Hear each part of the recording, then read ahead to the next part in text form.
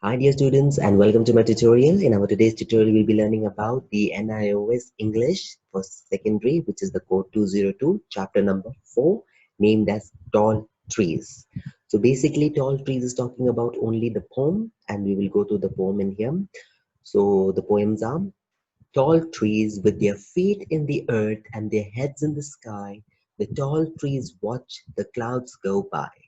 When the dust sends quickly the birds to rest, the tall trees shelter them safe in a nest. All then in the night, with the tall trees peeping, the moon shines down on a world that's sleeping.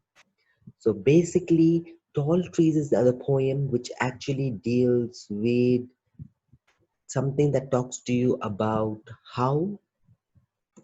So here we talk about their size, their height, how tall the trees are actually, how they touch the sky looking from the top, and when the clouds are moving or passing through the trees, we can also see that feeling and thing. Then as soon as it becomes evening or the time when the sun is setting, the trees act as a house or a shelter for different types of birds by providing them a nest or allowing them to make a nest over there.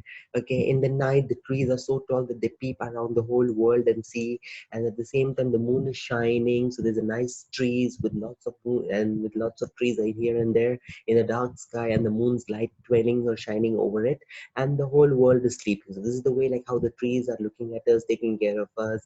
The moonlight is shining when the whole world is to sleep. So basically it was a poem made by Ellen Mathias. And then obviously you have a questions on terminal question, like in test question 4.1, that you need to solve. Then you're going to go to 4.2, 4.3, and then that's it. No need to learn anything else.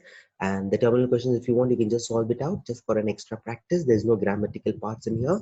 This was the end of the story, and it's just a very short story on tall trees that you need to know. There's nothing more special about it that needs to be known in there. So thank you very much, and let's move forward to the next lesson for the next video. Thank you.